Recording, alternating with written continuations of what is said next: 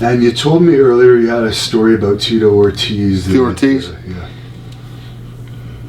Yeah. Tito, everybody wants to fight Tito. That's because he built himself up to that level. Being called out is a compliment, so I was probably one of the guys that I didn't have to call him out, but they lined us up, tore my knee, fight canceled, and Twitter, Instagram, Tito posted that Mark Coleman's a sissy. Okay, well, I'm still sleeping because I am a bat. I'm a late nighter. I don't like the mornings. But my phone started ringing, and my manager had responded to him calling me a sissy, talking shit about his wife and kids and all this and that. Oh no, I got nothing to do with that.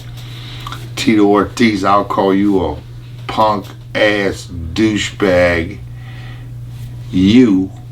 but I'm never going to talk about nobody's wife and family. I have no right to do that. Had nothing to do with it, but Tito did feel like I had something to do with it. My manager responded to it on this stupid ass internet. I didn't know nothing about it, but he still thought I had something to do with it. But we had to do a four-way, me, Randy Couture, Tito Ortiz, and somebody else with Jay Glazer. Just something we had to do out somewhere, and it'll be the first time I see him since this shit came out. And there he is getting the makeup put on, and I said, fuck it, I'm gonna go up and clear this matter up. And he looked over, and old Tito Ortiz looked over, and he was not expecting to see my face, but he see me, and he made a mean looking face at me. He was not happy. You don't talk about a man's wife and kids. That's garbage. Religion, all that shit. I don't know. You got to promote a fight, but you got to be careful. But I didn't say nothing about his wife or his kids, for sure.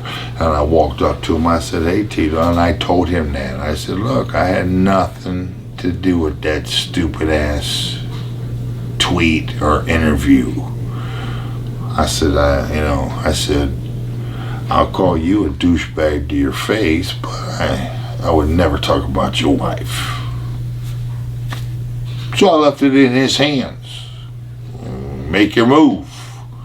I'm not saying make your move because I didn't expect him to make no move, but basically I had my hand held out saying, I'm telling the truth. Because Tito Ortiz thought I did have something to do with that stupid ass tweet. No, I didn't. Because I wouldn't do it. I wouldn't go that route. I ain't no better than anybody. But I can call Tito a douchebag because he is. No, I'm just kidding. I love it. Depends on who you ask. But no, he looked over and he thought about it for a second, and then he put his hand out. We shook hands, and we went and did our little 4-man podcast with Jay Glazer, and that's it. I don't have no problems with I don't know if people have problems with me, but as far as I know, as far as my feelings are, I respect everybody that attempts to get into that cage somehow, or ring, or cage, from amateur level to the fucking world championship. Hey man, that takes nuts and guts. And it's one hell of a feeling when it's over. Winning is much better, obviously, but if you got in there and lost and gave it your best and you're still on your feet, MMA can't beat it. Best sport ever.